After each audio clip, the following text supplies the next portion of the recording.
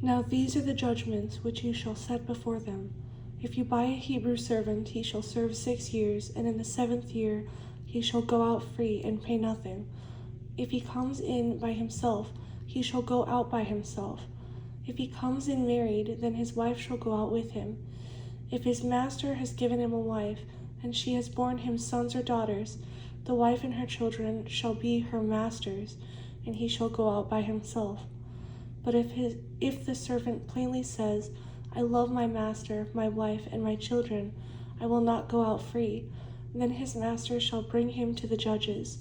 He shall also bring him to the door, or to the doorpost, and his master shall pierce his ear with an awl, and he shall serve him forever. If a man sells his daughter to be a female slave, she shall not go out as the male slaves do. If she does not please her master, who has betrothed her to himself, then he shall let her be redeemed. He shall have no right to sell her to a foreign people, since he has dealt deceitfully with her. And if he has betrothed her to his son, he shall deal with her according to the custom of daughters. If he takes another wife, he shall not diminish her food, her clothing, and her marriage rights. And if he does not do these 3 for her, then she shall go out free without paying money. He who strikes a man so that he dies shall surely be put to death. However, if he did not lie in wait, but God delivered him into his hand, then I will appoint for you a place where he may flee. But if a man acts with premeditation against his brother or his neighbor to kill him by treachery, you shall take him from my altar, that he may die. And he who strikes his father or his mother shall surely be put to death. He who kidnaps a man and sells him, or if he is found in his hand, shall surely be put to death. And he who curses his father or his mother shall surely be put to death. If men contend with each other, and one strikes the other with a stone or with his fist, and he does not die, but is confined to his bed, if he rises again and walks about outside with his staff, then he who struck him shall be acquitted. He shall only pay for the loss of his time, and shall provide for him to be thoroughly healed.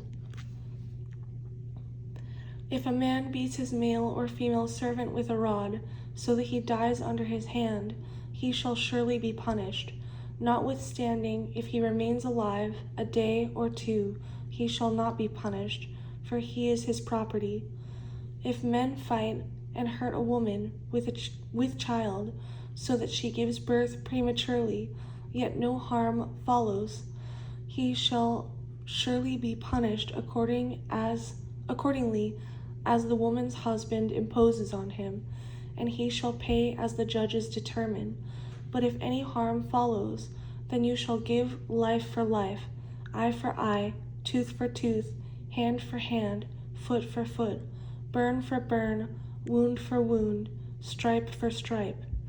If a man strikes the eye of his male or female servant and destroys it, he shall let him go free for the sake of his eye.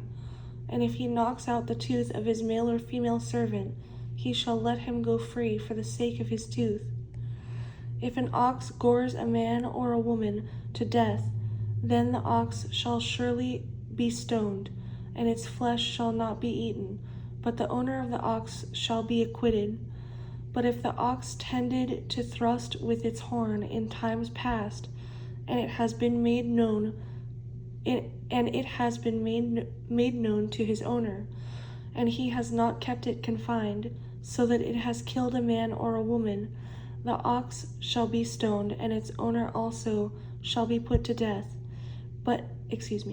If there is imposed on him a sum of money, then he shall pay to redeem his life, whatever is imposed on him, whether it has gored a son or gored a daughter. According to this judgment it shall be done to him. If the ox gores a male or female servant, he shall give to their master 30 shekels of silver, and the ox shall be stoned. And if a man opens a pit, or if a man digs a pit and does not cover it, and an ox or a donkey falls in it, the owner of the pit shall make it good. He shall give money to their owner. But the dead animal shall be his. If one man's ox hurts another's, so that it dies, then they shall sell the live ox and divide the money from it, and the dead ox they shall also divide.